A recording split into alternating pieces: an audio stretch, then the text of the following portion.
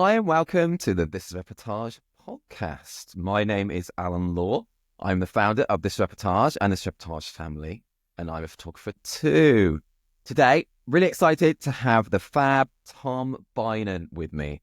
Tom is a brilliant photographer based in Cambridgeshire in the UK. He was 5th overall and I think 5th top storyteller in the world on TIR for 2024, which is amazing. And yeah, he's a lovely guy as well. He's also photographed on the TIR parties. And yeah, fab to have him here. Tom, how you doing? Hi, Al. Thanks for having me. Oh, thanks for coming on, dude. Thanks for coming on. Yeah. How's things at the moment? Are you good? Yeah, it's all good. Thanks. Enjoying a little bit of downtime in January. Now the madness is over from wedding season. Yeah. Did you do it? You were doing a lot, yeah, last year, weren't you? Doing your own and second shooting as well. Like you were all over. Yeah, I always fill in the gaps for second shooting because a free Saturday for me isn't really kind of worth anything because I haven't got family to kind of remember that I have to do stuff with or anything like that. So I get annoyed if I have a spare Saturday because I think I could be working now. And I don't like having Saturdays off because I don't want to go into town or go shopping or anything like that just because it's full of people. I like having midweeks to do all of that kind of stuff and working at the weekend. So if I've got a spare Saturday, I'd rather be second shooting if I've not got my own wedding. Well, that makes sense, man. Yeah, that makes sense. So how many kind of weddings were you photographing in total last year, do you know? I think it got close to 40 in the end. So not loads. That's loads. That's loads. The thing with second shooting is that the day itself is just as exhausting as if it's your own wedding because you've still got to drive there. You've still got to do 8 or 10 hours of photography and then drive home again. So you've not got all the editing and stuff like that. But the days themselves are quite exhausting. And I did another photographer's editing last year as well. So I edited about 16 weddings for another photographer. So I had all of my stuff to edit and anything from the second shooting that I wanted to put into my portfolio and then 16 weddings to edit for someone else as well. You're a workaholic. So yeah, it was a busy year. So yeah, I was glad when December came and everything calmed down a little bit. Oh yeah, that's cool. What was it like editing for someone else? Is that fun? Is it interesting to see how someone else's photo? Yeah, it was harder than I thought it was going to be because the other photographer, Ben Lee, you know Ben. He won't mind me saying this because he's got a full-time job. He works at Tesco. He's quite senior at Tesco, so he's got that to do Monday to Friday. So he's just not got time to do his editing. But Ben's editing style is different from mine, and he's only about 18 months into it, so he's still evolving his edit. So his edit isn't quite settled yet. And what I wasn't expecting to do was actually build him presets this year because he had a preset at the start of the year that he wasn't 100% happy with. So I've effectively kind of like had to build a preset, and then halfway through the year it changed again because I kind of got more into his head of like what he wanted. So I thought it was going to be really easy, but actually it took a little bit longer. Also, one of the things that I wasn't expecting to have to do was to kind of do so much cropping because when you crop your own image, you know what you meant at the time. So you know I couldn't get close enough, so I knew that. Or you can look at something and think, well, I'm just going to tidy that up a little bit. But when you're cropping for someone else, you've got to think what they want the image to look like. And because you might not have known what they are intending to do, you can crop it. You can crop any image 2 or 3 different ways, really, depending on how tight you want to go or what you want to focus on. So doing that and also dealing with kind of like winter weddings or indoor bad light situations. Like with our own work, I think we're probably all quite quick at going, I can't get this to look how I want it to look just because of the situation, and I'll get to this point quickly and it's fine and you're happy with it, but then I'm trying to work out what Ben thinks is fine for it. And because he's got a different style to his edit, trying to get to that point took a lot longer. So actually those 16 weddings took about twice as long as it took to edit 16 of my own. Oh man. Yeah, God, that's a lot of work. That is really interesting though. And was it, has it been like a kind of ongoing process with him? Was like, did you give him the first edit back and he was like, Tom, this is awful. Like, what are you doing? Yeah, the first one he came back, and I think like the main thing was the white balance. I like quite a warm edit and he likes quite a cool edit. Okay. So I had to train myself to look at the wedding dress and make it what I think is a touch blue, Ben would say is fine, and probably would look at my edit and say is a touch warm. So I had to kind of retrain my brain. That was part of the process that took so long. It's like, right, I'm editing Ben's work now, and I need to think like Ben, and I need to remember what Ben's trying to do. And when I said I'd do the editing, I just didn't really think about anything like that. I thought, oh yeah, it'll be fine. I'll get through that in a few hours. Were you not just tempted to get all his images and like whack him through like Imogen after shoot, and then like, this is the problem. So when Ben started last year, he was using the basic version of Lightroom. That's like a mobile version. It's not the full version, and you can't use anything like Imogen or Aftershoot with that version. You have to use the full version. So part of what I've done this year is teach Ben to use Lightroom properly, because he didn't know how to use it for. Hope Ben doesn't mind me saying all this. I'm sure he won't. Yeah, this is the Ben Lee podcast.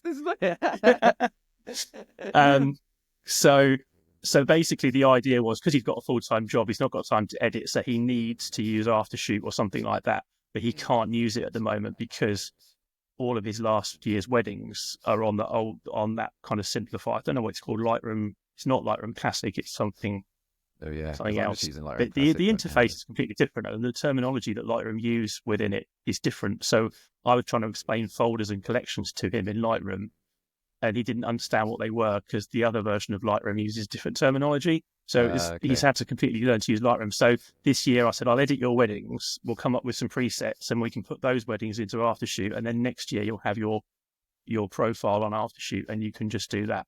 Oh, well, you're putting yourself out of a job. Yeah. Well, having edited someone's weddings once, I'm not sure I want to do it again. But... No, I totally understand that. But doing my own weddings is, it takes enough time. So yeah, it's true.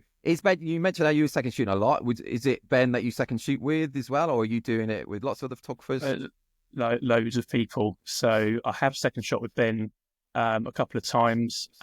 This year I probably shot with Rafe Aybrook. 5 or 6 times. I actually did a couple of associate shoots for him as well, because Rafe's just down the road in Hitchin, as half the wedding industry seems to be in Hitchin. There's so many of them. Yeah, is Erica Hawkins there as well, isn't she? Yeah, Erica's there. Rafe's there. You've got Paul Rogers in Hitchin as well, and a few other people as well. Some high caliber photographers there. Yes, it's a hotbed of photojournalism in Hitchin. And in general, second shooting, because I think a lot of people are listening to the podcast, interested. A lot of people want to be second shooting more. How have you been able to do so many second shooting gigs? How do you get that? So I think it helps that I've always had a strong niche for documentary photography, and that's what you see on my website. So in 2019, I was really down on bookings because I was trying to go up in price. From my sort of beginner price when I was new and I was charging 600 quid, and I didn't understand how. Are you charging more than that now? Yeah, about 850 now. So, so in 2018, I was sort of marketing for 2019 at a higher price point, but I was still marketing at the people who were only paying 600 quid. Like I hadn't understood that my marketing was kind of aimed in the wrong place. So I went into 2019 with barely any work, and I needed to second shoot just to earn money from the second shooting, but also I just wanted to keep photographing because I've got to a point in 2018 where something kind of clicked in my head with documentary shooting and sort of the progress I was making, because I shot my first wedding not long after I'd picked up a camera for the first time. So I was very much learning to be a photographer and learning to shoot weddings at the same time. So there was a very steep learning curve there, and I'd progressed a lot. And around 2018, something had clicked and I'm like, all right, I'm getting to the standard I want to be at, and I'm getting the kind of shots I want now. And then I got to 2019 and then I barely had any weddings to shoot. So I'm like, I need to second shoot. So I basically went to every second shooter Facebook group I could find and added myself to them and put the notifications on them and made sure that I was one of the first people to put my name down. And because my website was documentary based, people who I didn't know and had never met me and had no idea who I was just asking me to come second shoot for them. And if I looked at everyone else's websites who I was competing against, they were just showing classic wedding photography imagery like portraits and group shots. And if you're second shooting, you're not doing any of it. You're doing one side of prep, group prep typically, and then candids and documentary stuff, and people weren't seeing that in other people's work. So to start with, it was just a case of showing people my work, and because they could see it was documentary niche, they're like, well, that's what I need from a second shooter. That makes sense. I've just kind of continued that on. And the last couple of years, I've only second shot for people I know via This Is Reportage and 9 Dots. That's so cool. Yeah, just shooting with people that I know.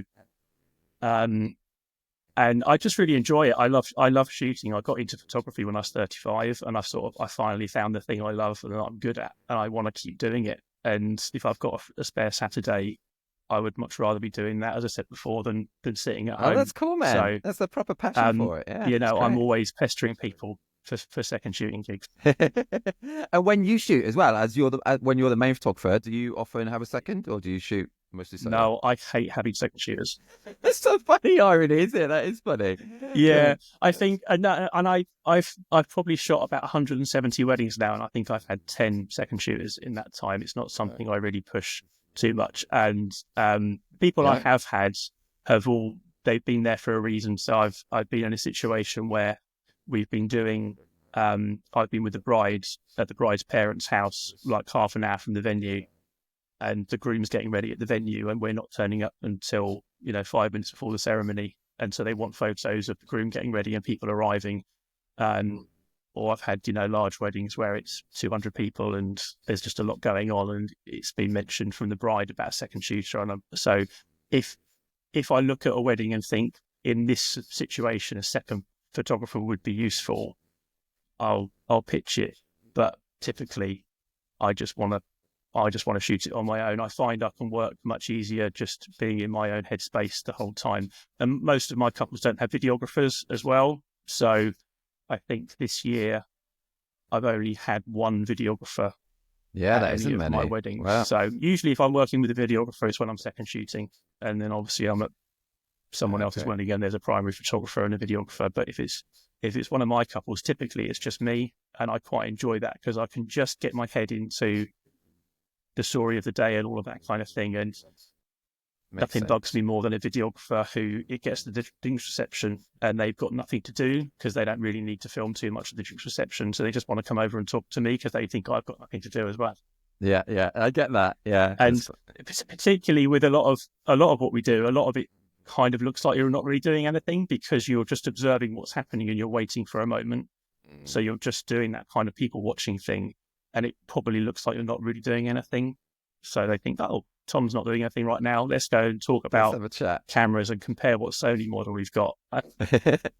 Yeah, I get that. And I'm similar, actually. I have hardly any videographers. Why do you think that is? Because we're so documentary focused, you think? And maybe people are so into documentary, not so into video? Yeah, I think so. I think I would imagine your couples are similar to my couples in that really they don't want any fuss with sort of having people around to sort of do that kind of thing.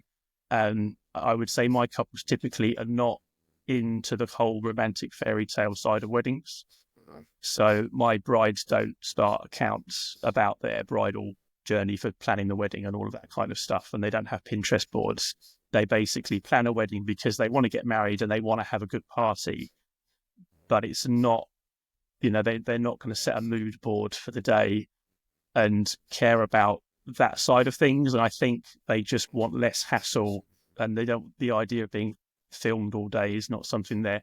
And I get a lot of couples say to me when we're doing the Zoom call, when we're booking and I talk about video, they just say, we're just never going to watch the video back. Yeah. Who watches video? What's the point of it? No, in case any videographer is listening, I'm joking. Yeah. I'm joking. But no, I get that. Yeah.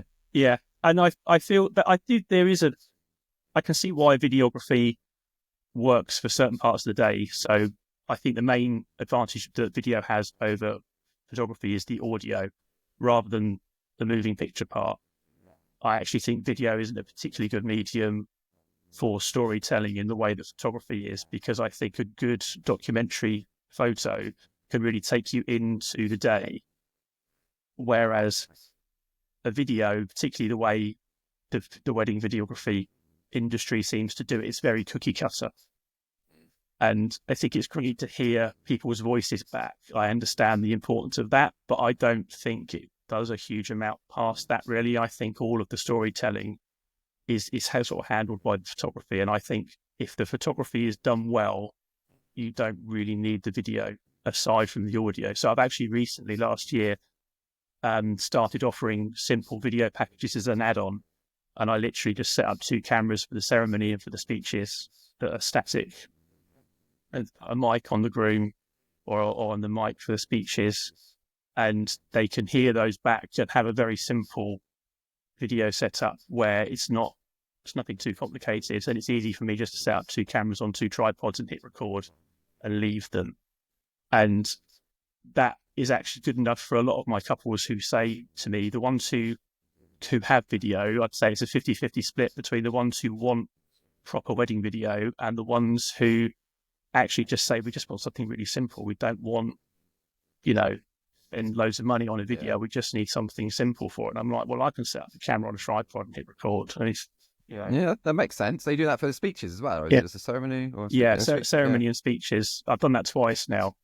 That's a good idea. And so I've added it on as an add-on, and I think that'll be quite popular with my couples just because it's such a simple solution for them. Well, it's extra money for you as well, and it's offering a really good thing. I think, as you're right, the audio I think is really good. But also, it means you don't have to work with any kind of nightmare videographers if they're going to. Yes. I think I don't know how you find it, but I think my issue. I have 4 videographers that I recommend to couples, and 3 of them I met via second shooting, because when I second shoot, I work for photographers who have different styles and approaches and different types of couples, and so they get different types of videographers.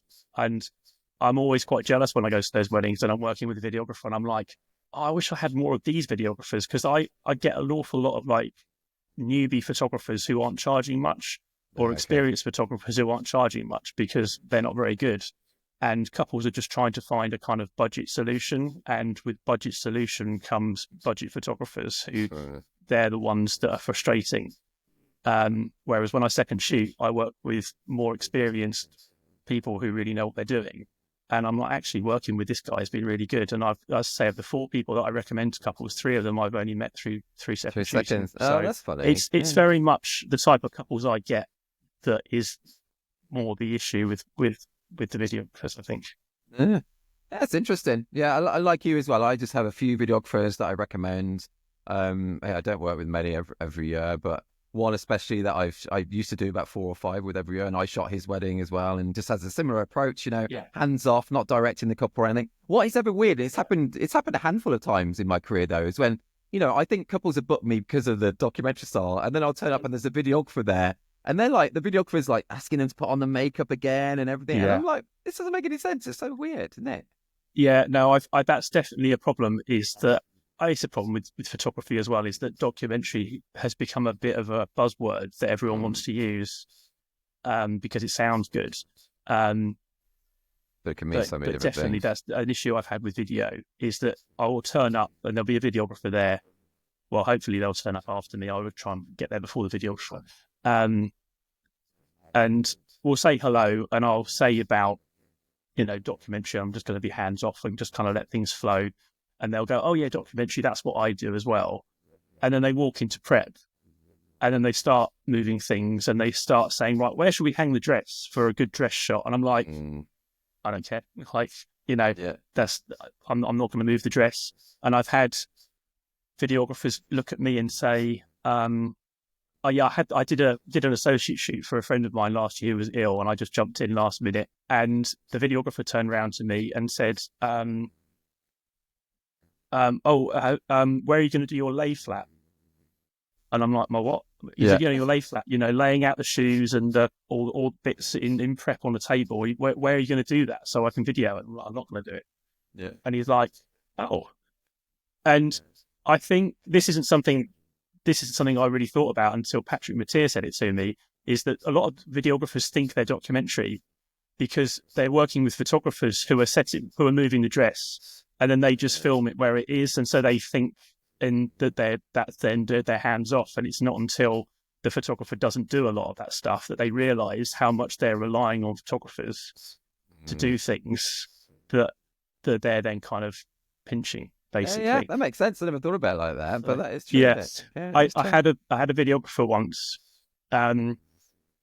who, again, we had a conversation about documentary, and towards the end of prep, the bride was sat on her own in a room in one of the hotel rooms, and it was just her and the hair lady just putting on like a tiara thing or whatever it was in her hair, just doing some final touch-ups. And the bride was sat there on her own reading through her speech. And in her speech, she mentions her sister who died when she was 11 years old. And the wedding was at the venue because the venue was close to the church where her sister was buried.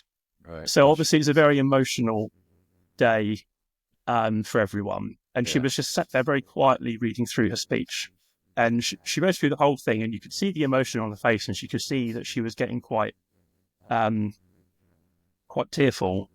And I was one side of her, and the videographer was the other side. And I took a few nice pictures of this happening. And everything was very quiet, like the room was like completely silent. And she finished reading through her speech. So she was reading through it in her head. She wasn't doing it out loud, but completely silent. And then as she finished, she put it down, and she looked straight ahead into the mirror.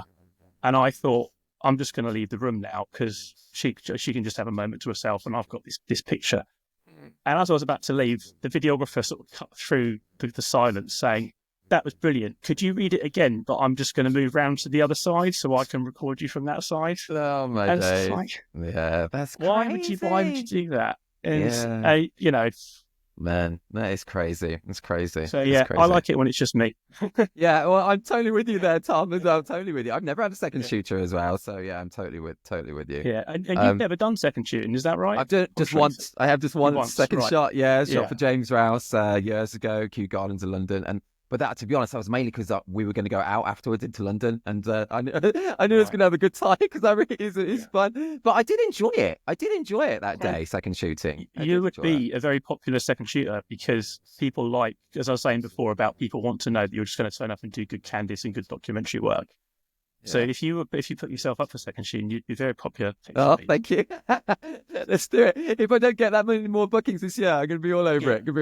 Yes. I interrupt this podcast just to let you know that I'm doing my own documentary wedding photography workshop called Law School, because I couldn't avoid that pun, in London on Monday, March 31st, 2025. This is actually my 10th anniversary. Yeah, I'm doing workshops, and this will be my 30th one, which is crazy. But over that time, I have built up such a massive amount of content that I can't wait to share with you all.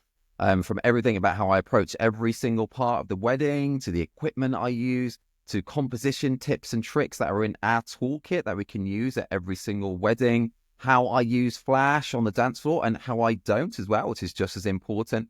Branding, SEO, my workflow, it's all in there. Yeah, so if you fancy coming along, head to alanlawphotography.co.uk. As I say, this will be in London on Monday, March 31st, 2025. And this will be my only workshop of the year as well. Also, just to say that Tom has done an extra video just for this Reportage members. This is almost an hour long, and he talks about all of his Reportage awards to date, how he captured each image. Honestly, it's so interesting, fascinating to hear his thought process behind each image. And you can really, really learn a lot. So as I say, this is just for this Reportage members, an extra benefit of membership. So if you're already a member, head to thisreportage.com and sign in. You'll be able to watch it there. Or you can also join us there. We have over 24 hours of exclusive video content from wedding photographers from all over the world. And that's just one part of the membership. You also, of course, get 60 individual entries and 18 story award entries. And we have awards every 2 months. You also get your own profile with an unlimited number of images. Some people use it as their main website even. And lots more benefits as well. Just so head to thisreportage.com and join. Right, enough from me. Back to Tom. Tom, let's change tack a bit. We're not doing the Netflix yet, but that is coming up.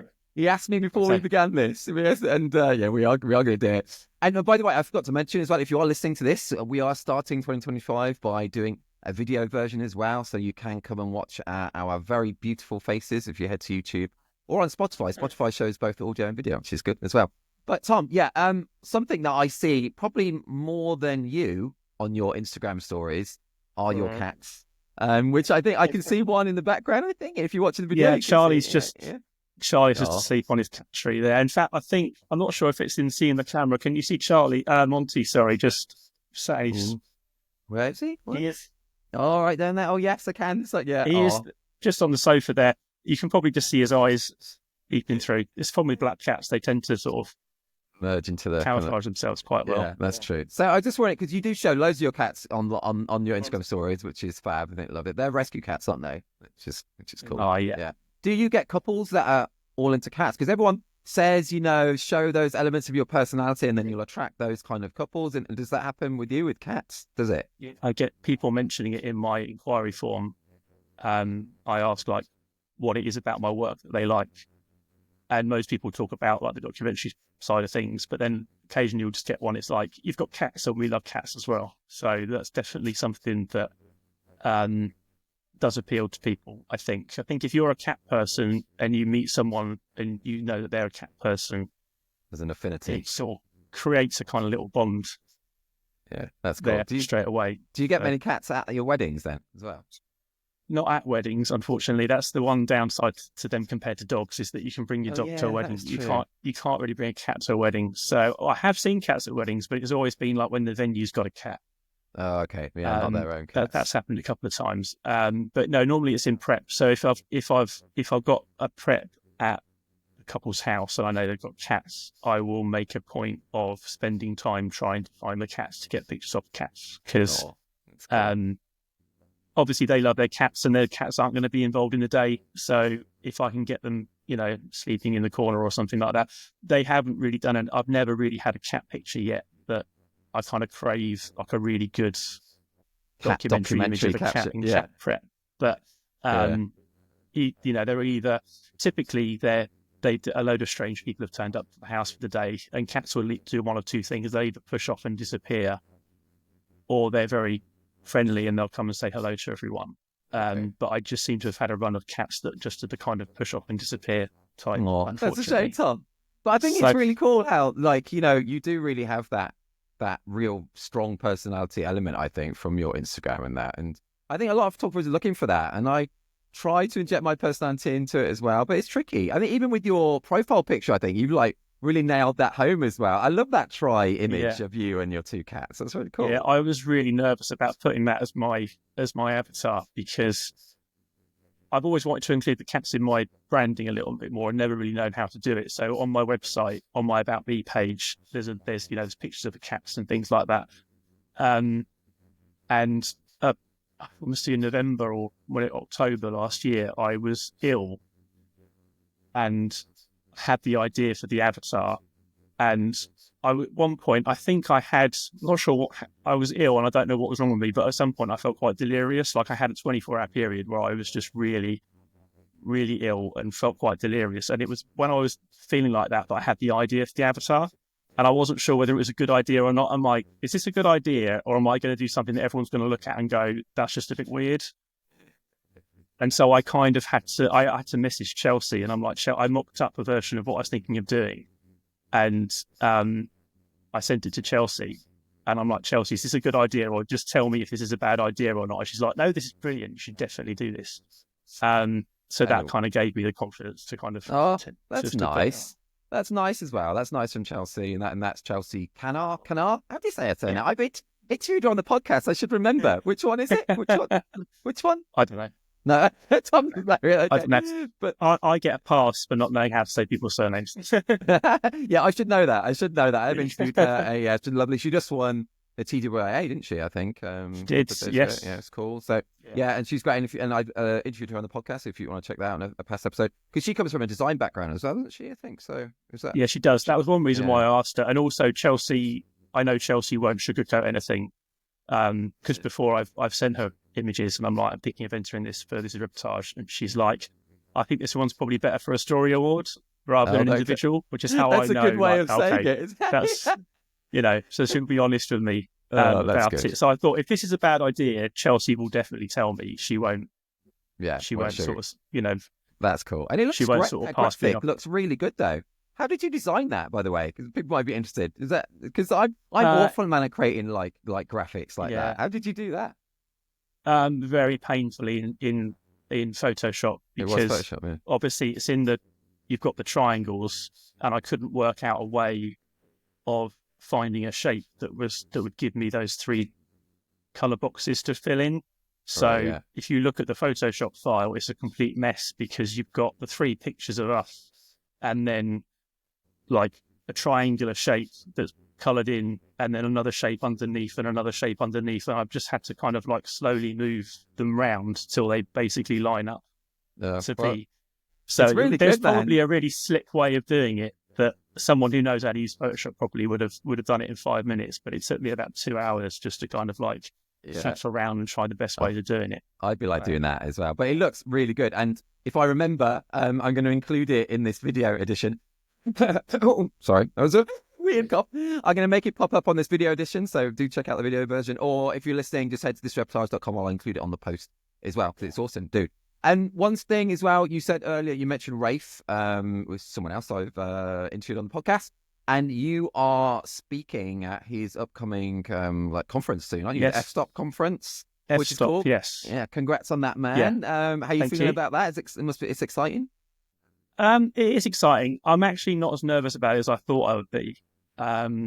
Because the concept, Rafe's concept is, I'm not sure if it's Rafe's concept or Sean's, his fiance, because she's starting to second shoot with him now, and she's very new for his photography. And I think Rafe asked Sean, what would you want from a workshop as someone who's new? This is where the ideas come from of there's 5 speakers and we each take a part of the wedding day and break down that section and talk about how we shoot it. So someone's going to talk about prep and like how they do that. And someone's going to talk about couple shoots and all of that kind of thing. And are you going to be talking about lay flats? Is yours lay flats? Yeah. How to do a lay flat during bride prep is what I'm known for. What are you talking about? What are you doing? Which section? I'm doing the drinks reception. Oh, cool. So nice. I'm just coming at it from the documentary angle of, how to find moments during drinks receptions and that. And I'm also going to venture into what I like to call the second drinks reception, which everyone else annoyingly calls the lull, in between the end of the speeches. Excuse me. In between the end of the speeches and the party, because you've got that kind of hour or 2 hour period where everyone just says, nothing happens during that moment, which isn't true. Loads of stuff happens. It's just people have a kind of, I think too often people go to a wedding thinking they know what's going to happen, so they just go by the numbers at every wedding. And if you go with that attitude, then nothing happens at that point, because there's nothing in that part of the day that the couple would expect to see a picture of. So at the during a ceremony, you'll get like a first kiss, or you'll get people doing speeches, or you get first dance. There's all these moments happening through the day that are kind of the key points that you've hit, that the day's kind of based around. But obviously in between all of that, you've got all of the other stuff going on.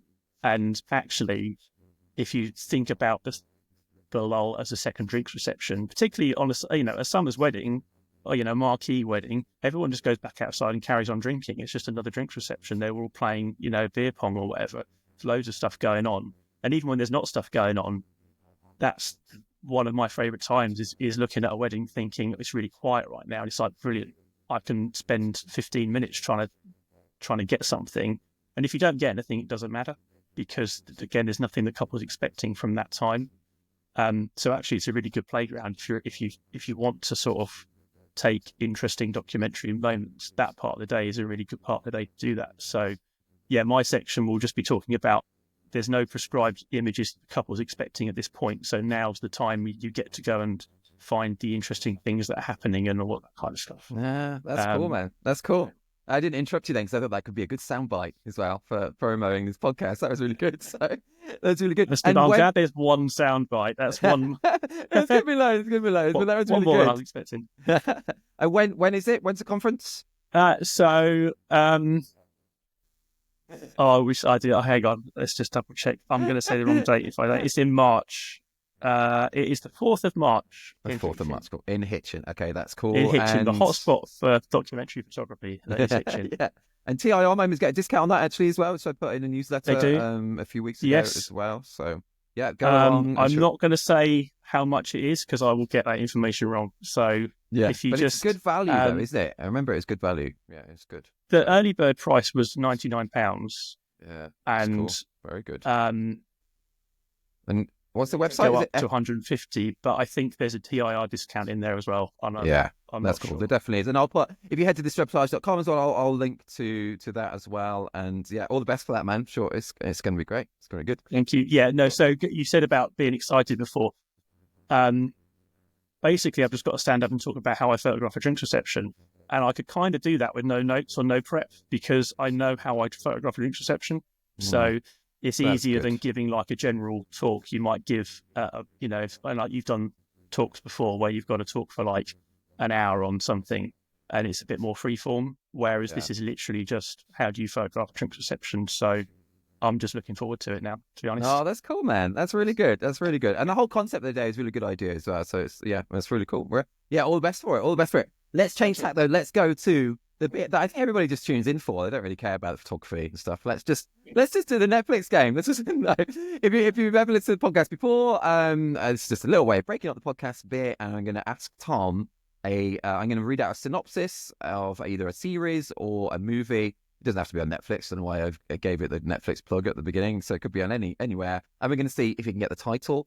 And hopefully you enjoy playing along at home as well. You looking forward to this, Tom? You looking forward to it?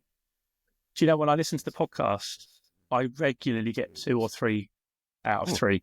That is good. And this is why I'm worried about it, because I know the one time I come on the podcast will be the time when you find all the obscure stuff that I've not heard of. So, see, I made it especially hard. No, I think it's a mix. It's a mix. So, okay, you ready for your first one? You ready? Yeah, let's do it. Okay, so this is a series. Okay, so decades after their 1984 All-Valley Karate Tournament bout, a middle-aged Daniel LaRusso and Johnny Lawrence find themselves martial arts rivals again.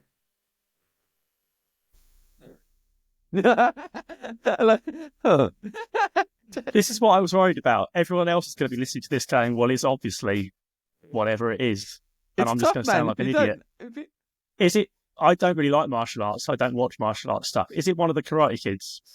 It is the series based on that. It's the series based on it. Oh, sorry, you said it was a series. Yeah. It's on about 5 It's a series based on Karate Kids. Yeah, it is. It's actually quite, I've watched the first 2 seasons. It's good. Have you watched the Karate Kid films? No. You're like, what? Well, you were born similar to me, aren't you? I was born 81. Only like around that time. 81 as well. I've never seen a Karate Kid film. What, man? I grew up on the original Karate Kid. I used to have the action figures of little Daniel LaRusso and Mr. Miyagi and stuff. I was like, oh, you're missing out there, dude. But yeah, are you like, shall I give you what this is? If you're waiting for the answer, it's going to be a very long podcast. Yeah. Because I'm just going to sit here. Okay, I'm going to tell you. It's Cobra Kai. It's called Cobra Kai. Okay, yeah. I have heard of it. Yes. Yeah, it's on Netflix. It did begin on like YouTube Red or something odd. But yeah, it is good. I've only seen the first 2 seasons, but I should watch more.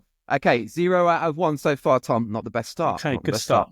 And it gets a bit harder now. It gets a bit harder. Okay, so this is a limited series. It's only like 4 episodes, okay? And it was quite recent, as a clue. So, a Norwegian family vacationing in La Palma faces chaos when a researcher discovers imminent volcanic eruption signs that could trigger a massive tsunami. No idea. No, I'm sorry. That's quite hard, but it's quite recent, so I thought you might get it. Okay, so that's called La Palma. La Palma. And no, I've not heard of that. That actually sounds like something I'd quite like. Is it good? Have you seen it? Yes, it's really good. Yeah, there's only like 4 or 5 That does sound episodes. like something I'd like. Yeah, it's good. It's good. And when you watch things like that, I always watch them not dubbed, so with the subtitles in the original language. No, I do it the other way around. So I'm one of these people that I watch Squid Game dubbed rather than with the subtitles. What's that like? I've not even tried that with Squid Game. I'm quite badly dyslexic. So if I watch something with subtitles, I have to concentrate so hard on the subtitles that you then can't really see what you're actually supposed to be watching. So I just take the hit on the dubbing. And my only experience of Squid Game is via the dubbed one. So I don't know what it like to compare to. Well, that makes sense. So, yeah, that makes sense. And I got the feeling watching it that some of the characters are fine dubbed, like whoever was doing the voice acting for that obviously nailed what they were supposed to be doing, and some of them were a bit more ropey. But I can't do it the other way around. So that's interesting. No, which is frustrating actually, because one of my favourite films is a French animation called April in the Extraordinary World. and which is quite a niche film. And it's in French, obviously, and it's not being dubbed into English, even though it's an animation, and you could very easily dub it without it looking strange. But that's in that I have to watch that as with the subtitles, which is frustrating because I really love the film, and it's an animation, so it looks good. But I have to spend so much time reading. I don't really get to enjoy it. No, enjoy it. Yeah, that's annoying. What's that called? I've not heard of it. What's it called? It's called April in the Extraordinary World. It's a kind of a dystopia alternate history thing. It's set in France in the 20th century, and it's set in a world with mass pollution, and it's kind of an environmental thing. Sounds good. That's interesting. I should check that out. Okay, well, 0 out of 2 so far, Tom. So the only way is up. This last one. The only way is to keep getting 0. Okay, so this one, last one, it's a series. It's on Disney Plus. It has been, I think. Yeah. Okay. Yeah. You ready? Yeah, let's do it. It's like a neurotic mid-20s suburbanite called Dave is convinced he's destined to be one of the greatest rappers of all time. Now he just has to prove it to everyone else.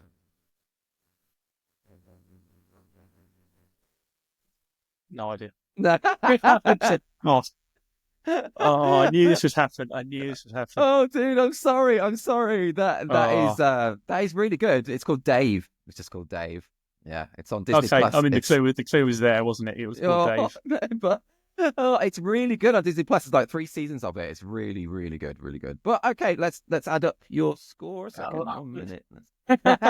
Let's add up all those zeros. No, mate, you either know them or don't, do you? So yeah. And like I knew this would happen. That it will just be stuff that everyone else will be like, well, obviously it's Dave. Come on, and they'll all be screaming into their phones right now. Well, these are trickier as well because I've done over 140 episodes now. So I generally did start off with Game of Thrones and stuff like the very easy ones. So it does, as you said earlier on, it is getting a bit more obscure as well. So yeah, it's tricky. But they are all good programs. People, I know photographers are always looking for Netflix recommendations, and they're all good. Yeah, that middle one, the volcano one, that is really good. What's that on? Is that on Netflix? Yeah, it's on Netflix. See, I should have said this as well. I had a Netflix account up until 18 months ago, and I got rid of Netflix because I was so bored with everything that was coming around because I'd just seen everything that I'd wanted to see or not seen it, that I haven't had Netflix for 18 months because I'm going to go back and hopefully it'll all have refreshed and there'll be a load more new stuff to go into. That's a good idea to do that. Yeah, that makes sense. Yeah. It's cool. Okay, Tom. So, as I said right at the very beginning of the episode, you were 5th in the world overall and 5th storyteller in the world to 2024, which is a proper awesome achievement, dude. It really was. Was that fun to find out? It must have been quite exciting to find that out. It was fun, although waiting for the last round of results to come out was agonizing because I knew, you could see how everything was going through the year. And I knew if I have a good final round, I could place really well. And that was kind of nerve-wracking waiting because I thought I'm probably never going to have a better chance of breaking into the top 10. But I knew I needed to have a good round in the final round. And you never know how it's going to go because there's 6 rounds each year. And last year, 2 of the rounds, I didn't win a single thing. Right. So you just don't know what the judges are going to pick up on. So, well, how many did you win waiting in the for last that. round? Sorry, how many did you win in the last round? I won 2 stories and an individual. I think that's so good to get 2 stories, especially in one round. Get 2 stories, isn't it? Yeah, I've really struggled with story awards since This Is Reportage since I've been a member of This Reportage because individual frames, individual moments are kind of self-explanatory as to what they are and how that works in an award sense. Whereas stories, because it was such a kind of new thing, it took me a while to kind of get my head around how to curate a story, and I've had to get help from that. I've spoken to Patrick and Holly Mateer about it, about how to curate for a story award. So in the past, I have entered story awards, but I've kind of half-heartedly entered a couple here and there. I've never really done it with much hope because I think I got stuck.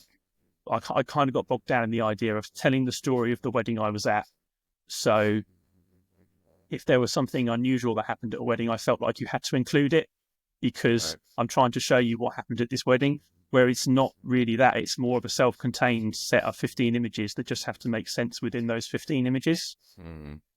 So there was a wedding I shot in 2022 that originally the couple inquired with me, and they also inquired with Paul Rogers, and they actually went back to book Paul.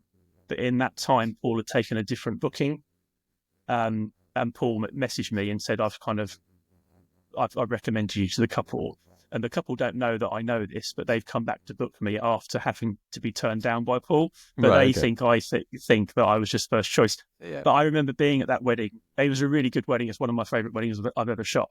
And I remember being at it thinking, if Paul was here, he'd be taking all these award-winning photos because you know how good Paul is. Yeah. And I felt like I wasn't doing a particularly great job. And I remember at the end of that wedding, trying to piece together a story award, because I knew this was the kind of wedding that would be a good story award, and not really managing to do it and entering it and never really getting anywhere with it. And after talking to Patrick and Holly about story awards and how to curate them, I went back to that wedding this year, and I ended up taking out 5 of my favourite images from that wedding. And suddenly the story became a much more cohesive thing throughout the frames, and I entered it and it won straight away. Well, that's really interesting. It's taken me a while to sort of get my head around how you piece together the images for a story to make it make sense within those 15 to 20 frames. And actually the fact that the best image from that wedding isn't in that story doesn't matter. That's really cool, man. That's really cool. Really interesting. Again, people find that, I think I'll find that really useful to hear as well. And again, I didn't interrupt you. I was like, yes, this is great again, man. Soundbite number 2, at least. Yeah, 2. Yes, a success. And one of your recent stories, did it like, you begin with a kind of shot, and then that shot at the end, it looks like it's shown on a screen as well. Yes. Are you doing like a same day slideshow? Same day. You do that? So that wedding was one I associate shot for Rafe. So Rafe had booked a 2-day Indian wedding, but he wasn't available for the second day. So the couple booked him knowing that he would be there on the first day, and the second day would be someone shooting on his behalf. And so I second shot with Rafe on the first day, and then did the associate shooting with one of Rafe's other regular seconds as my second. Oh, cool. So that was the first time I'd ever actually been a primary shooter at an Indian wedding. I've second shot 10 or 12 of them now, but I'd never actually been fully in charge of one before. So the first shot is the groom on the horse as he's coming in, doing the procession in the morning. And the last shot is him on the horse on the big screen at the back during the speeches in the evening, and he's giving his speech in front of that picture. And it's a bit of a happy accident, really. At no point did anyone mention anything to me about the same day slideshow. And as we were there on the day, the couple said to me, we did the mandap and the ceremony in the morning, and we did some couple shots, and then there was that break before the second half of the day. And the bride just said, would it be possible to get some pictures up on the big screen? Because we've got a slideshow going through from an engagement session that we did, and it'd be good to get some wedding photos. And I'm like, yeah, sure. And then they go off to get changed and have the break, and I'm like, shit. I've now got to try and do a same-day slideshow, and I've not got my laptop with me. So all I've got is my phone and my camera, so I could send pictures from my camera to my phone.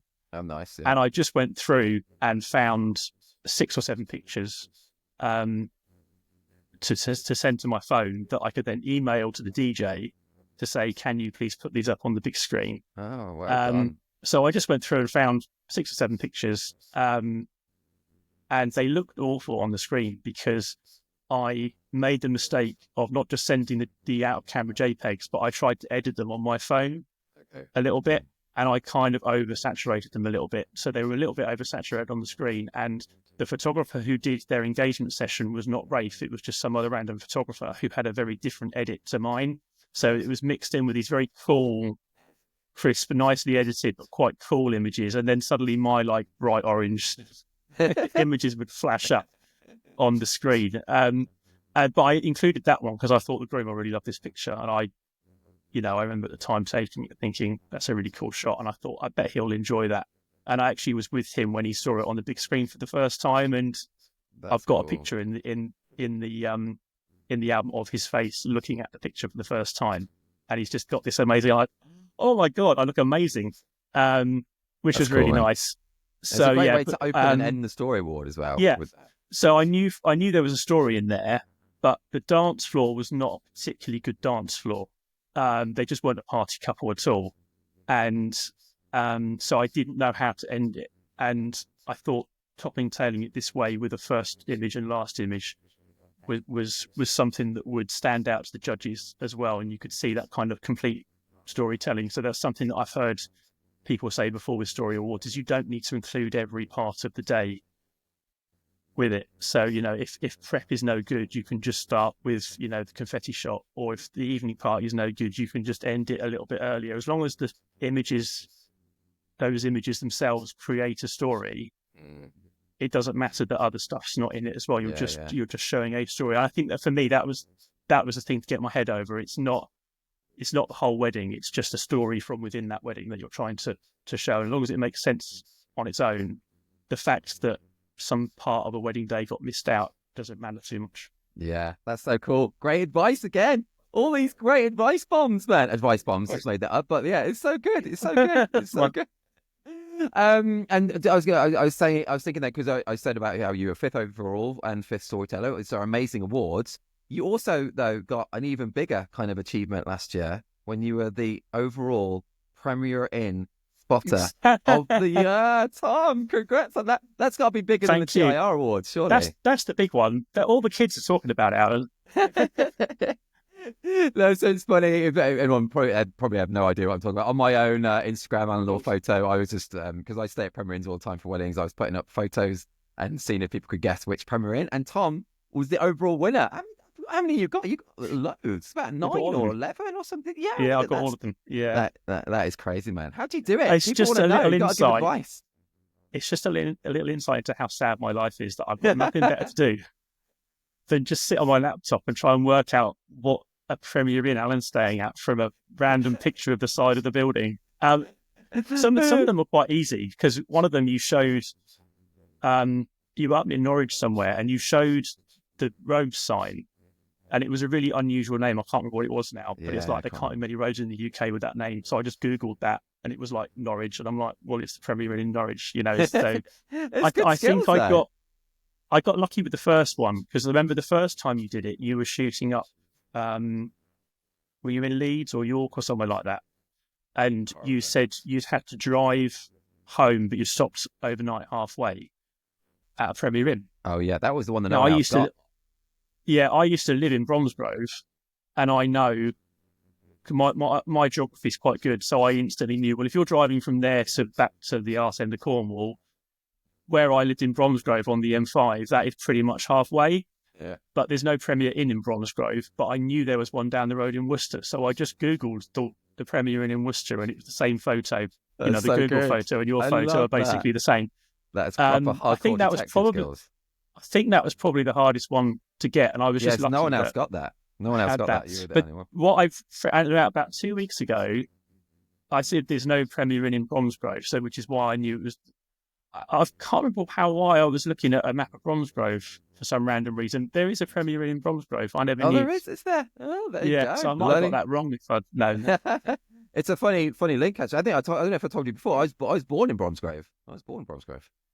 Yeah, you grew up in Redditch, just down the road. That's right. Yeah. Yeah, no, I temporarily lived in Bromsgrove for a bit of time. I went travelling in 2015 and didn't have anywhere to live when I came back from travelling. I was away for most of the year, and my dad happened to be living in Bromsgrove at the time. So I moved in with my dad and stepmum temporarily, and that was when I got into wedding photography. And which I haven't asked you about that. Let's do that. Let's. How did you get into wedding photography, Tom? Let's do it. What's your origin story? My origin story. Do you know what? My origin story is incredibly long, and it could just be this entire podcast. I did a talk for a camera club in Cambridge last year, and it was an hour's talk about how I got into wedding photography. Okay, so I'll try and give you. I will give you the abridged. I will give you the abridged version that. I went travelling and I took a camera with me, not knowing how to use it. And I didn't want to rely on my phone for pictures. I thought I'd take a proper camera. So I took I think they're called bridge cameras. They look like DSLRs, but they're a bit smaller, and you can't take the lens off, but it kind of looks like a DSLR. And the first place I went was New Zealand, and I just got hooked on taking pictures straight away. There's something about holding a camera rather than your phone that makes you think more about like the craft of photography and taking a picture and thinking more about your composition, because this had a zoom lens, so I could zoom. Whereas on your phone, you just kind of, I know you can pinch and zoom, but no one really does. You just kind of hold it up and that's your shot. So you don't really think about it too much. So that was the first thing that kind of got me into the enjoyment of taking photos. And very quickly, my traveling became about taking pictures. And I remember when I got back to Heathrow, I'd just spent 3 months in America, and my dad came to pick me up from Heathrow, and we were traveling back up to Bromsgrove. And I was talking about my trip and about photography. And I said, I'm really getting into photography. I want to learn to use a camera properly and maybe think about doing it professionally. And my dad said to me, that's great. What type of photography do you want to do? And I said, I don't know anything but weddings. Did you really? Weddings? Yeah. Because in my mind, wedding photography was portraits and group shots and all that kind of thing. I hadn't considered it could be anything else. And I think most people who aren't involved in wedding photography would probably assume the same sort of thing. I remember when I got married, we went off for 45 minutes to do portraits around our venue and missed our drinks reception. And we didn't know that we couldn't have done that. We didn't know there was an option to actually go and see our friends. Like, that's one of the things I remember about my own wedding, is not seeing my friends because we were off doing pictures. So I kind of thought that kind of photography, that kind of stage photography, I kind of instinctively knew that wouldn't be what I would enjoy doing.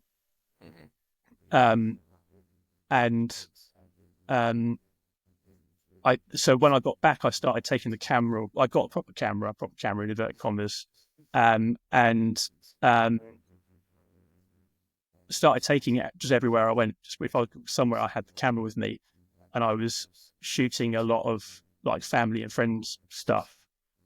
And I was making a concerted effort to photograph the people in my life a lot, because a few years earlier, my mum had died from a brain tumour, and she was diagnosed with a brain tumour and went through all the chemo and radiotherapy and everything else. And after she'd been through that course, they said the tumour's grown back to the same size it was 3 months ago, whilst we've been doing all of the treatment for it. And there's nothing we can do.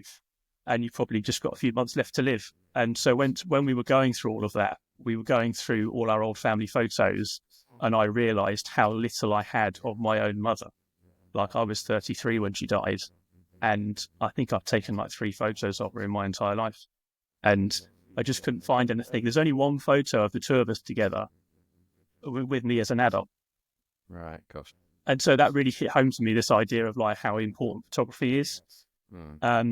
But originally when that happened, I wasn't thinking about like the craft of photography. I'm like, well, I've got my phone. I can just take more important photos than the nonsense that I've been taking up until now. So when I came back from traveling, the two things started to sort of merge together, this idea of taking important photos, but doing it, well with a camera. Right, okay. And two of my friends got married, and I didn't take my new fancy Sony A7 II camera to the wedding, because I don't trust myself around this £1,500 camera when I'm drinking with my mates. So I didn't take it to that. And then I did take it about a month or two later to a party we were all at. And I took a load of photos of everyone at the party. And the next day I put them on Facebook. And my friend who got married, she said, "These are really great. It's a shame you didn't bring your camera to my wedding, because we'd have loved these pictures from our wedding." And then this little light bulb went off in my head, like, oh, I wonder if you can do these type of photos at a wedding. And I thought, I wonder if anyone's ever thought about not doing like wedding photography, but not in a traditional way. So I went to Google and I Googled something, I can't remember what I Googled, but it was something like natural candid wedding photography. And I sort of typing this in thinking, you're a genius. No one's thought of this before. This is $1 million idea. And, you hit enter and then the computer blows up because there's just 5 million results have come back, because it's 2016 at this point, and everyone's calling themselves, even if they're not documentary, they're all using natural, unposed, candid, whatever it was. But that didn't kind of put me off, because I looked at all these websites coming up. I'm like, you all talk a good game about candid, but I can't see any candid images on your website at all. Yeah, still a lot like that. There are still a lot like that. But I think in 2016, it was everything, like everyone's websites looked the same. They were all, the white background with the fancy writing and all the kind of classic wedding imagery to them. And I'm like, no, I don't want to do this. I don't really care about weddings or wedding photography. It's not what I'm interested in. I'm interested in the people side of it. And it took me a while to get the idea of learning that phrase, documentary wedding photography or reportage, and actually trying to find photographers whose work I liked. So as I said before, I learned to use a camera and was going to weddings very quickly. So it was quite a steep learning curve of trying to be a good photographer, which I was not to start with. Because if you look at the stuff I used to shoot when I first got my camera, was a lot of landscapes and stuff. And I was actually quite good at that, because the landscape doesn't move. Yeah. You just sit there and wait for sunset. Quite easy. Suddenly you start trying to photograph people, and people do this annoying thing where they move. Yeah, and and so that's kind of learning to kind of read the room and spot moments and all that kind of stuff. I found that quite difficult to start with, and I did what I think a lot of people do when they start off is, I thought, I'm documentary, so I'll wear a suit and a tie and I'll blend in and I'll stand in the corner and I'll just kind of zoom in to everything. And it took me a while to kind of learn to get in close and to shoot through moments and all that kind of stuff. Did it come from second shooting and stuff, or was it just from doing your own more? So I did my first sort of year. I used Google Ads. I was 600 quid and I was crap. But people have got 600 quid and they're going to get a crap photographer. And I deliberately branded myself and put photos up that were not classic wedding images. So if you're looking around at that low price point, everyone's stuff looks the same at that point, and mine looked different. So a friend of mine who was a photographer was asked to do a wedding local to them in Shrewsbury, and they didn't want to do it. And I happened to be with them when someone emailed them, and I'm like, I'll do that. It's just it was a wedding in a pub. It was 250 quid, and I hated it. Every single person at that wedding was a cunt. Okay. They were, honestly, it was a miserable experience. And the funny thing was, when I was outside the pub, the couple, they'd got married at the registry office, and they were walking to the pub, which they were the landlord and landlady of. We got to the pub, they were walking in. My friend happened to be walking past me at the same time. And I was already not enjoying it, because the bride didn't know I was going to be there. I was booked as a surprise by their kids. And She got out of the car at the registry office and she saw me and she had a face like thunder. She was like, oh no, that's not a good start. And I'm like, hi, I'm Tom. I'm here to take some photos. And she's like, oh, and I said, don't worry, I'll stay out the way. And she's like, yes, you will stay out. That's funny. So I was made to feel very uncomfortable straight away. And as we were walking back into their pub, which is in the city centre, my friend happened to be walking past, and we sort of said hello to each other. It was a bit of a strange coincidence. And we went into the pub. And the problem with pub weddings is that, particularly if it's local, people are just back at their local pub, is from their mindset is, well, we've just done the wedding's over, and now we're just all back at our pub, having drinks at our pub. Why is there still a guy here taking photos of us? Because the wedding's stopped. And it was just an incredibly uncomfortable experience. And a couple of days later, I was talking to my friend, and he said, if I knew that was the pub that wedding was going to be at, I would not have let you shoot that wedding. That is the roughest pub in Shrewsbury. The police are there every Saturday night arresting people for doing drugs in the toilets and all this kind of stuff. It was a really horrible experience, but it was enough from that and a second shooting gig that I got to sort of cobble together a website just to get some kind of basic candid shots of people. I think the first person who booked me for £100 for an hour at Coombe Abbey near Coventry, which is quite a nice venue. But then they were on a budget, they just needed me for an hour. And again, that was something else I could then put into my portfolio. So it just kind of snowballed. Yeah, it makes sense to do it like that, building a portfolio, lower prices. I did that as well. Yeah, it's all good, isn't it? Yeah. No, I think our industry is very good at people get to a point where they don't need to do that anymore. And then they get quite snooty about people shooting for low prices, or just couples who haven't got big budgets as well. But we all needed those people when we started out, and we're all very grateful to them. But then our industry can get quite snooty about it very quickly. And I feel like some people only have 500 quid to spend on a wedding photographer. Yeah. That doesn't mean they don't deserve to have a nice wedding, or, they're not terrible people. They just don't have huge amounts of money to spend on it. And that side of the industry needs people to cater to it. And obviously it's going to be newer people and people who are, aren't as good or whatever. But that does need to be there. Yeah, it's so true, man. It's so true. And you just rocked it though from then. I'm sure. Yeah, you've just done so basically, well, I'm a little bit stubborn in that I don't like to be told how to do things. I will buy something from IKEA and I will not look at the instructions. I'll just kind of work out how it goes together. So I didn't want to do any kind of training or anything like that. The first thing I actually did was I wanted to do wedding photography. I went on a workshop with a wedding photographer, and he was very traditional. But because I've been on that workshop, he said, if you want, you can pay me £100 and I will let you second shoot a wedding with me. Yeah. And I'm like, that's great. I'll pay you £100 and I can get some stuff in my portfolio. So, and actually shooting that wedding with him was a great education in how not to be a wedding photographer. A lot of what I do is a direct opposite of what he does, because he was very traditional. And it was all, wedding photography by the numbers. And he'd been booked for 8 hours, and we got to 8 hours and the first dance hadn't happened. So he was saying to the couple, well, I'll stay for half an hour to do your first dance, but if I'm here for another hour, I'll have to bill you for the hour.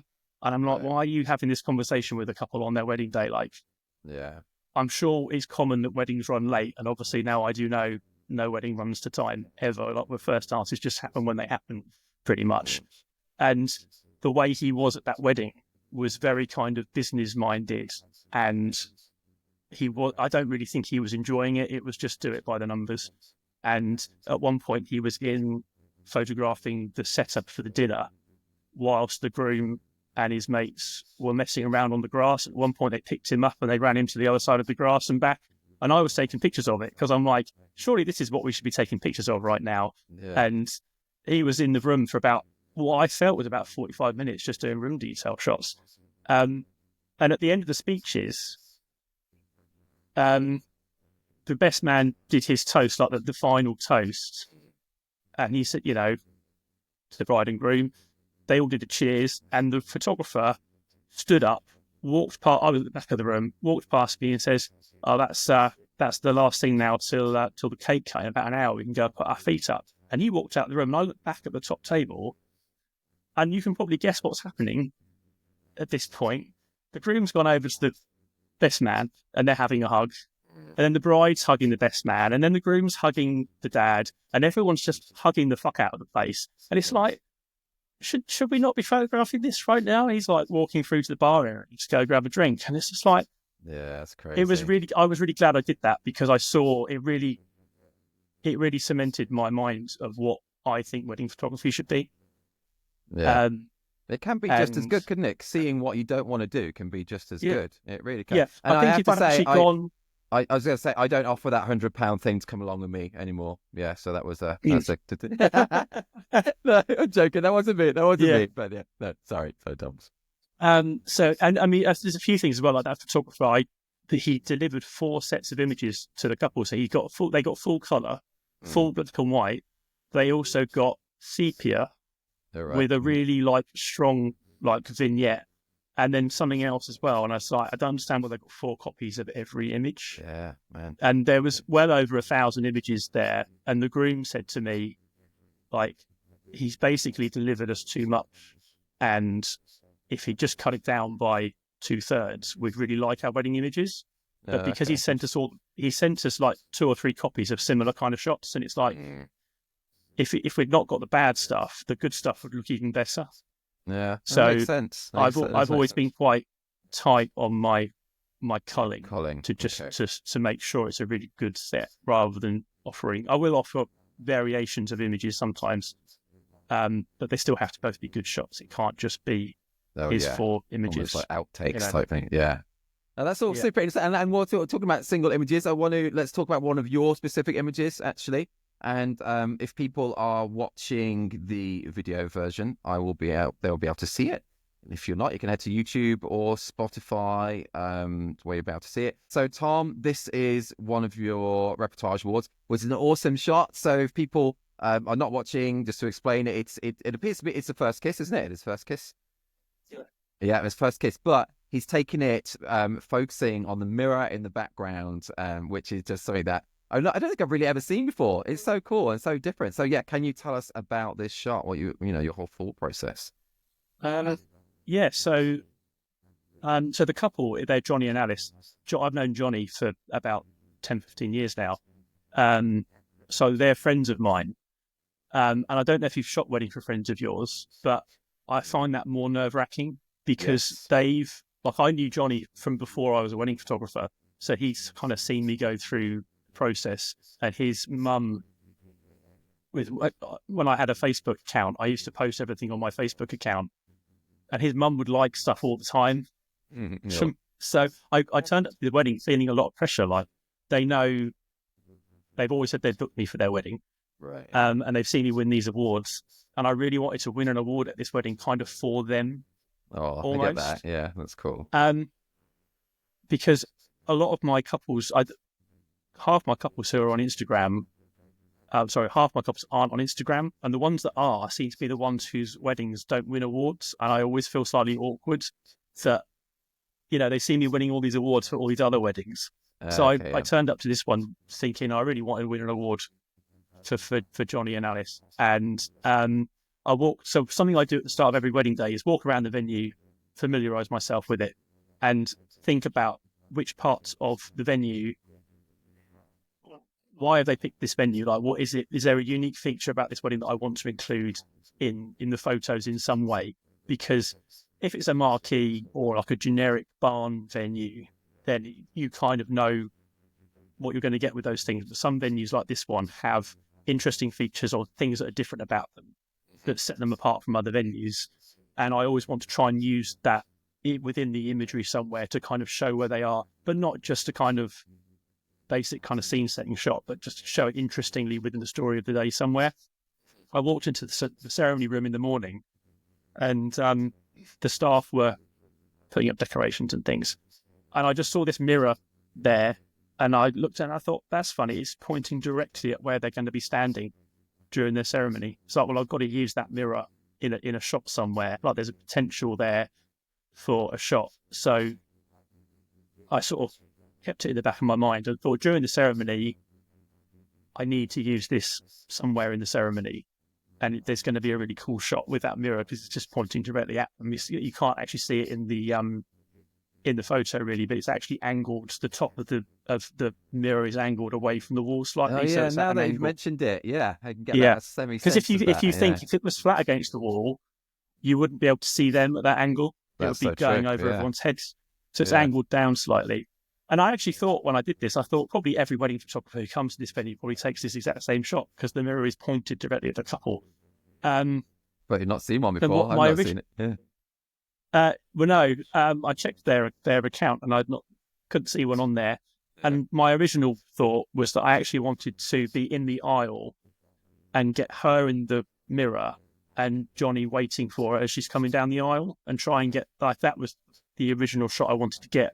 But it felt like too much of a risk because I thought, I don't exactly know where I'm going to need to be, and I'm going to spend so much time. It's a very short aisle walk as well. I'm going to spend so much time trying to get this image that if I don't get it, I will get nothing of her walking down the aisle. Yeah. And I thought that was a little bit too much of a risk. Maybe if it was a really long aisle walk, you could have said, well, I'll dedicate 5 or 10 seconds to getting this, and if it works, great. And if it doesn't, I can still turn around and get something if I'm coming down the aisle. So I thought, well, I need to do it at a time when I can predict what's going to happen. And obviously with the first kiss, you know where they're going to stand, you know what they're going to do. So as the ceremony was going on, I just moved myself around back to this point for the first kiss, focused on them in the mirror, and sort of got my composition, and then just waited for that moment for the first kiss. And nailed it. And then it happened. And the one thing I'm very grateful for is the registrar isn't trying to run out of the picture, which is what so many of them do for the first kiss, is they'll sort of say, "You may now kiss the bride," and they'll say it and then run away. And I've got a lot of first kiss pictures where you can see a registrar trying to dash like a blurring registrar. Yeah. Well, some of them will move to the side as they're saying it because they're aware they don't want to be in the picture. So, but they'll move to the side as they're saying it, and so they're out of the way, and then you've got a clean shot. But some of them will just sort of say it and then run away, and it's like, no, you're in this frame. Just be in the moment, be a part of the scene. And he is being a part of it. He's just stood there with a smile on his face, clapping. And I'm really glad about that, because if he was doing something distracting, it would be a really annoying element of the frame. Yes, that's true. Ruin it, I think. And the fact he's joining in helps. And also, if he wasn't in the shot at all, some people might even think that's a portrait. If he wasn't in the shot, you know, that's a good. I hadn't thought about that, but yeah, you're right. No, it could easily be a portrait, because in the mirror, again, you can't see the image in the mirror. Yeah. You can only see. And the other thing about it, it's a pattern carpet, a dark pattern carpet. They pop in the mirror because the aisle is a white, just a white strip. They're perfectly framed inside the white strip, so they kind of pop out. If that wasn't there, if it was just a pattern carpet, they wouldn't pop out as much. Yeah, that's true. As well. So there's lots of little things. The central composition is perfect, man, as well. The symmetry all around. I like the lights on either side of the frame as well, even the flowers in the middle. Yeah, it's perfect. With the framing of it, they had these lanterns in the ceiling, and I thought, well, I've got to include the lanterns and the lights on the wall either side.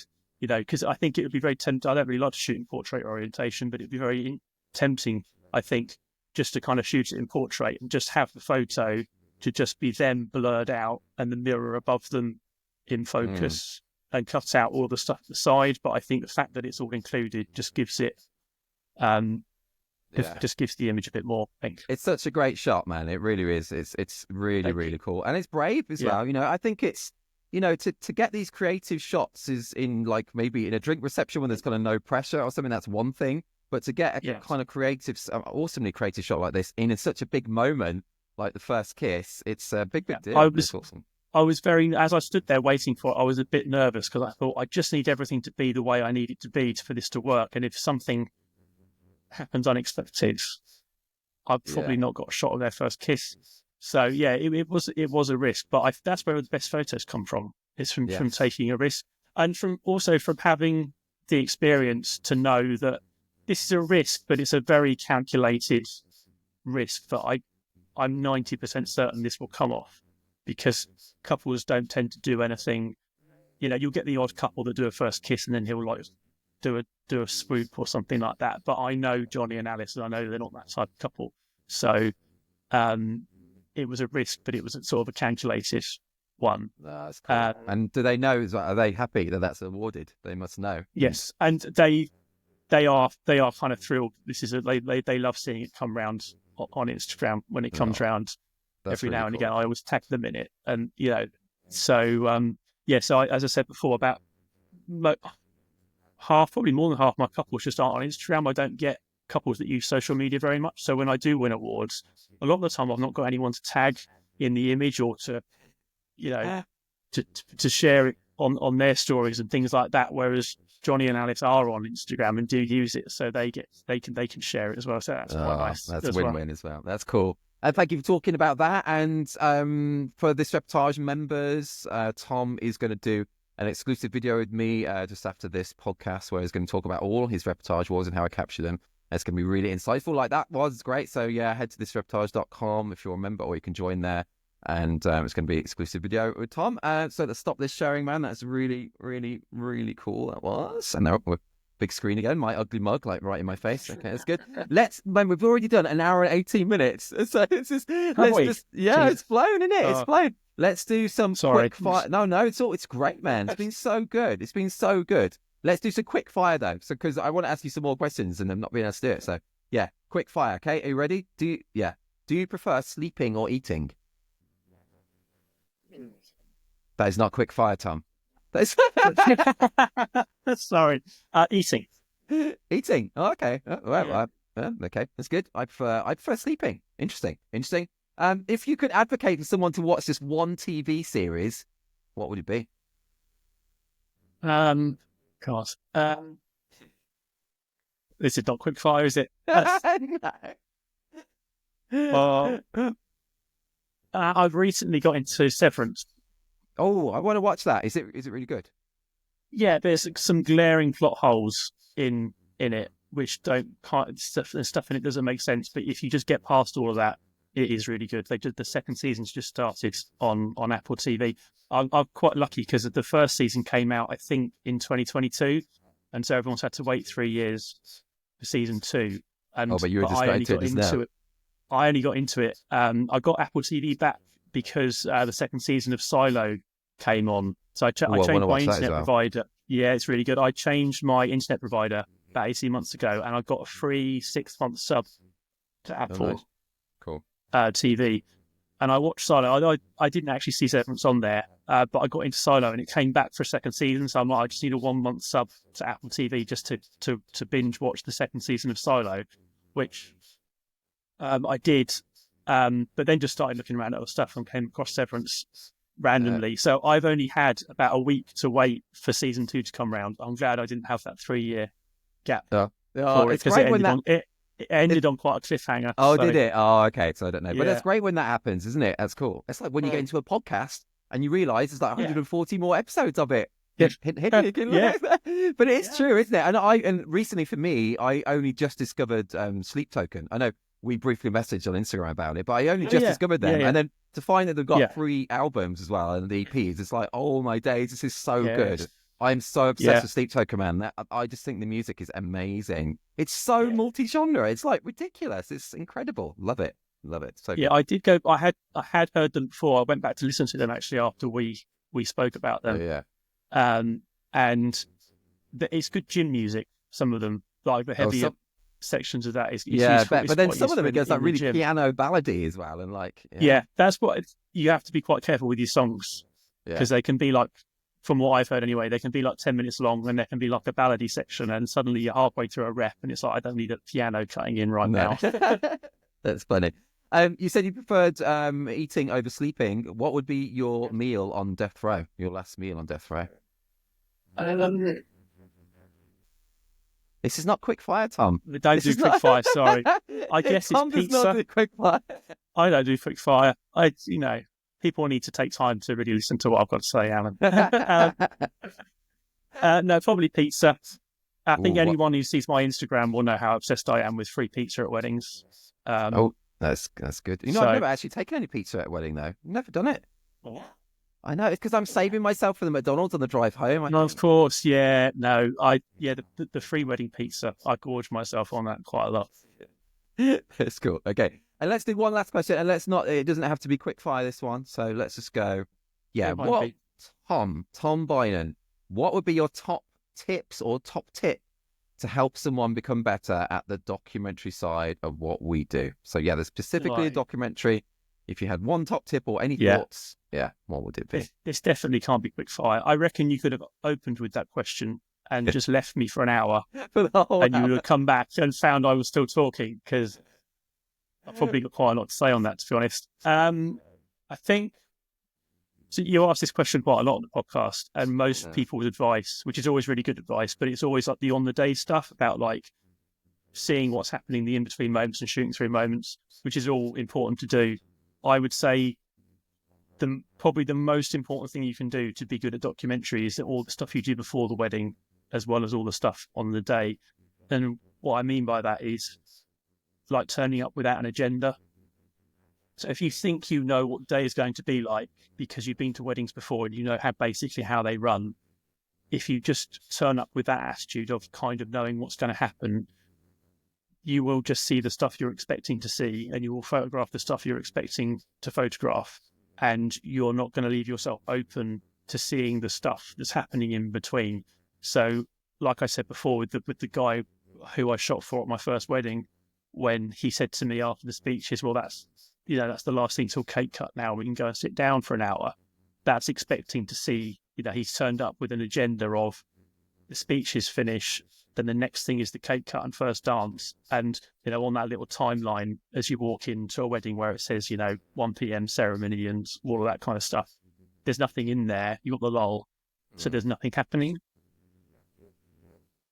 Because you've turned up with that mindset of this is what happens at weddings. So you need to kind of throw all that out of the window. I think that probably the worst thing I think people do is they compartmentalize the day into those sections. So I'm shooting prep, then I'm shooting a ceremony, then I'm shooting a drink reception, then I'm shooting speeches, then I'm shooting a cake cut, then I'm shooting a first dance, because you just photograph them as you're expecting to see them. So don't compartmentalize the day. So when I sort of talked earlier about that first year of second shooting I did in 2019, I remember shooting with a couple of people who I didn't know. And what I noticed, what a lot of people were doing is they were walking into the ceremony after the end of prep, standing at the front of ceremony, waiting for the ceremony to start. And they would just have their camera down and they were just kind of looking around, checking their phone. And then the registrar would say, would everyone please stand? And then the camera would come up. And they were kind of acting like we'd gone to commercial break and like the wedding wasn't happening anymore. But everyone at the wedding isn't paying attention to what section of the day it is. They're just living their lives and doing the things they're doing. And there's a groom standing there who's twiddling his thumbs nervously, or he's chatting to the best man, or he's chatting to his parents. And there's things in there which, if you've decided that's not a part of the day that you recognise, you're not going to see them happening. So you're not going to think to photograph them. And you've got to get rid of that compartmentalisation of the registrars ask people to stand up, so now the ceremony's starting. It's like you've got to kind of clear your mind of that and just think, you get out of the car at the start of the day, there's a story to be told. Yes, we're at a wedding and you kind of know how weddings are going to go, but try and ignore all of that and just see what's happening in front of you. And that's when you're going to start seeing all of the little things that are happening that you weren't expecting to happen.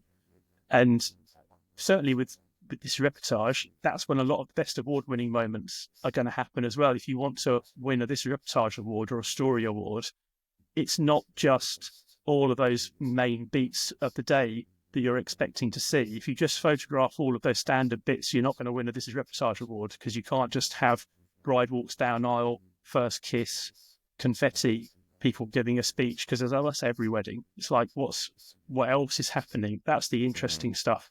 And you've got to get rid of the agenda and the compartmentalization of the day and just think, there's a story, there's a unique set of people turning up to this day. They'll never all be in this one place at one time ever again. And there's something's going to happen. We don't know what that is. And because we don't know what that is, we've got to keep alert the whole time to see what's happening. And if you do that, you will then start to see all of the little moments that are happening. And those are the interesting photos. So just keep that mind clear. That is so good, dude. That is so good. That is so good. It's so good. It's so good. Oh man, that's just, honestly, that is really, really good advice. And you've dropped so many advice golden nuggets throughout there, man. It's been so good. And yeah, thank you so much talking to you. I'm glad that made sense, because it was a bit of stream conscious. So I'm not sure. It's perfect. It was so good. I was thinking, again, there are little sound bites in there. It was really, really good. No, it's really, really, really good advice. And the whole session's been great, man. Really ace talking to you. And you're going to stick around. We're going to be doing a video for the Reportage members, where Tom's going to talk about all his award-winning images, which is going to be super, I know. So yeah, head to thisreportage.com to see that if you're a member or join. And man, I hope to see you in the flesh this year. I don't know when next time I'm going to see you, but yeah, I'm having a bit of time away from workshops and conferences at the moment. So I won't be speaking yourself at, apart from the one I'm speaking at. I'll make an appearance to speak. Yeah. I'm not going to Dog Day this year, I'm afraid. So I will not see you there. Nothing against Dog Day, which is amazing. I've been to the last 3 and they're really good. But I've I didn't go to 9 Dots back in November either, just because I after COVID, I heavily got into workshops and conferences, and I basically did like 3 Dog Days in 3 years, 3 9 Dots. I went to way up north. I've done your workshop, which is excellent, and everyone should go on your workshop. And a few other kind of one-day things, and I've just kind of workshopped out. So I get that.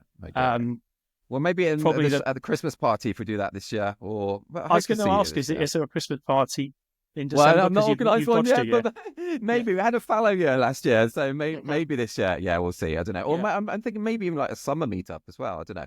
We'll see. Sure. But yeah, I hope to see you, man. I hope to see you in the flesh. But hopefully, but we're going to talk more in a minute anyway. But yeah, thank you so much for joining me, dudes. And all the best. And thanks everyone for listening.